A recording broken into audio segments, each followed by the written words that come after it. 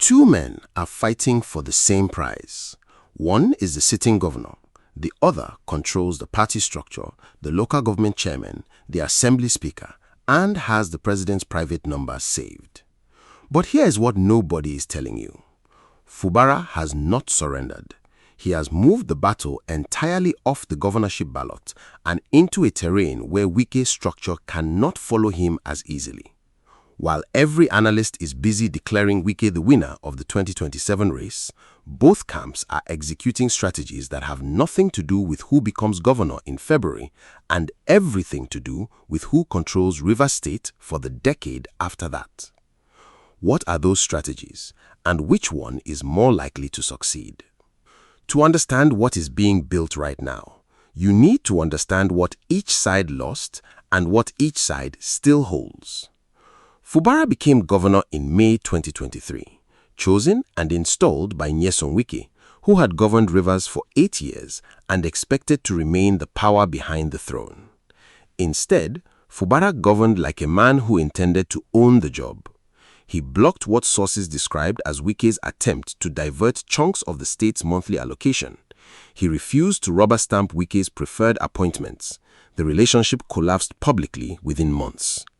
What followed was 3 years of warfare, 3 impeachment attempts, an assembly complex demolished, pipeline bombings, a 6-month state of emergency declared by President Tinubu in March 2025, and Fubara suspended from office entirely. When the emergency was restored in September 2025, Fubara was restored, but on terms. The reported deal: defect to the APC and do not seek re-election in 2027. He defected in December 2025. So far, so good for Wike. Then, May 2026 arrived. Fubara's allies bought APC governorship nomination forms on his behalf. He appeared at the National Screening Committee in Abuja and was cold-shouldered so visibly that he stormed out of the room alone without the customary walkout escort given to every other sitting governor. Out of 98 House of Assembly aspirants from his camp, 32 were disqualified. Wike's loyalists swept through. On May 20, Fubara announced his withdrawal from the gubernatorial primary, citing peace. 2 days later, he was photographed inspecting a road project, smiling, focused on governance. That image was not accidental. It was the first move of a new strategy. And Wike, with his rainbow coalition of PDP, APC, Labour, and Action Alliance, now publicly assembled and promising 8 years of uninterrupted power, is running a strategy of his own. Let us decode both, move by move. The mainstream media covers the noise, but on this channel we track the actual chess moves building up to 2027.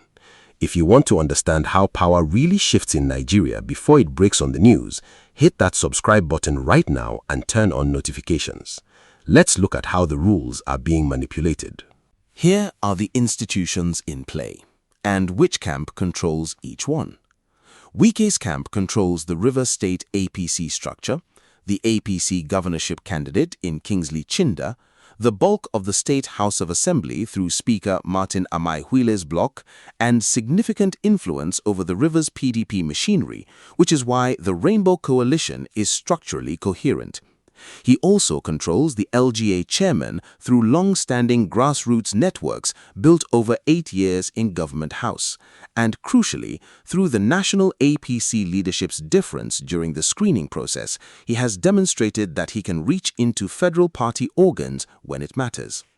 Fubara's camp controls the governorship office itself, with all the constitutional authority and executive resources that come with incumbency until May 2027.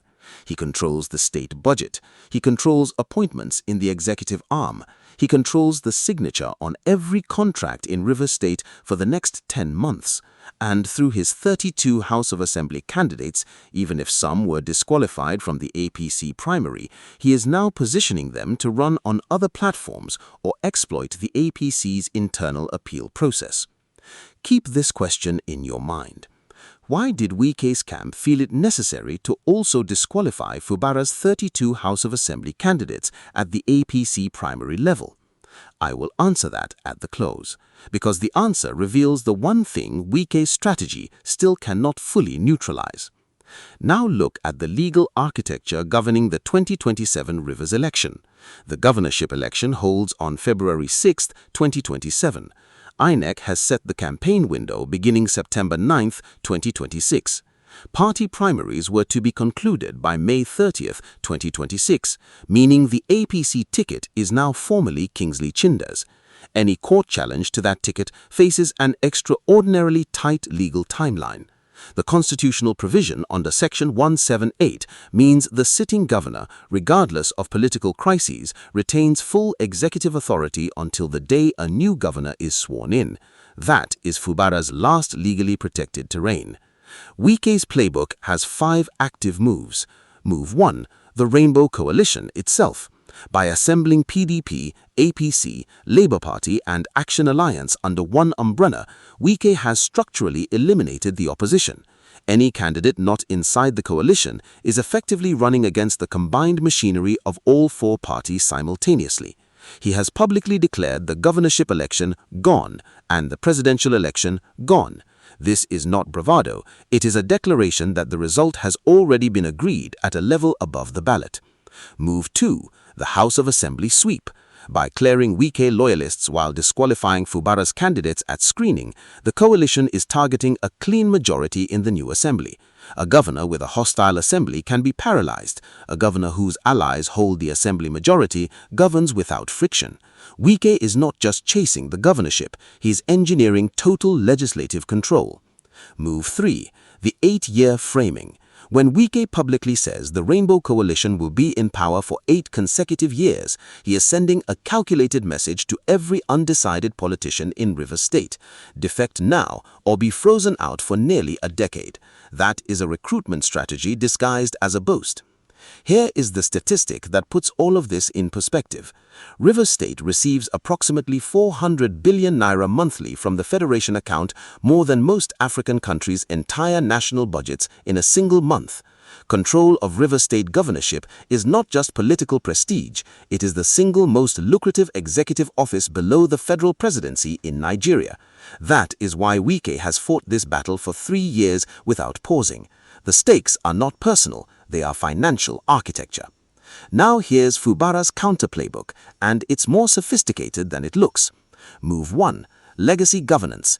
After withdrawing, Fubara immediately pivoted to his infrastructure record: the airport road bypass, healthcare projects, community road construction. He's building a public image as the governor who delivered, regardless of what happens politically. That image is the foundation of any future comeback, whether in 2031, at the Senate, or in a presidential calculation. Move 2, the House of Assembly ground war. Despite losing APC primary slots, Fubara's 32 candidates have not disappeared. Reports indicate some are being repositioned to contest on other party platforms, ADC, NDC, or as independents, specifically to deny Wike's allies clean assembly seats. The goal is not to win a majority, it's to deny Wike's bloc the supermajority that makes governance effortless. Move 3, the organic support card. A former Wike aide publicly stated that Fubara would beat Wike himself in a free and fair election, describing his support as organic compared to Wike's as militarized. This is the argument Fubara's camp is quietly amplifying to INEC observers, civil society and the diaspora, that the mandate in 2027 will be manufactured, not earned. Now, if the political strategy I just laid out surprises you, drop a comment below with your thoughts right now. I read every response, because we are about to pivot to the national fallout that changes everything. This is not only a Rivers story. The precedent being set here is visible from every geopolitical zone. The question every Nigerian should be asking is, can a sitting minister of the federal government who is not even a member of the ruling party determine who becomes governor of an oil-producing state through a coordinated cross-party machine while the president remains silent? The Inter-Party Advisory Council, IPAC, already flagged this publicly in January 2026, describing Wike's Rainbow Coalition framing as unfounded and misleading, and noting that other parties were considering supporting Fubara in solidarity. That counter-coalition never fully materialized, but its attempt tells you that Wike's control is not as uncontested at the grassroots as his public statements suggest. Here is the detail the Rainbow Coalition narrative cannot explain. A Court of Appeal judgment in Port Harcourt has already sacked Wike's backed APC chairman in Rivers, Tony Okocha, declaring decisions taken under his leadership invalid. That ruling is still live. If it is not successfully appealed before the APC governorship primary outcome is formalized in court, the entire ticket structure becomes legally vulnerable. Nobody in the national media is tracking this quietly ticking clock. For the diaspora, Nigerians in the UK, Canada, the US, Rivers State is not an abstraction. The state's oil revenue volatility directly affects NDDC project funding, job creation in the South-South, and investment confidence in Port Harcourt's emerging non-oil economy. A political settlement that removes accountability from the governorship for 8 years is a governance risk that investment analysts are already pricing into long-term projections. I said I would answer why Wike still moved to disqualify Fubara's assembly candidates even after winning the governorship battle. We are almost there. Here is the answer. Wike disqualified those 32 assembly candidates because the governorship is only half the prize. The Rivers State House of Assembly is where appropriation happens, where oversight happens, where impeachment begins. A Fubara-aligned assembly majority could theoretically make the next governor's 4 years ungovernable. That is exactly what Wike's bloc did to Fubara. He is ensuring nobody can do it back. So the one thing Wike's strategy cannot fully neutralize is this.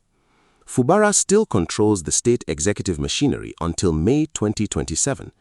Every appointment, every budget line, every state contract in the next 10 months goes through his office.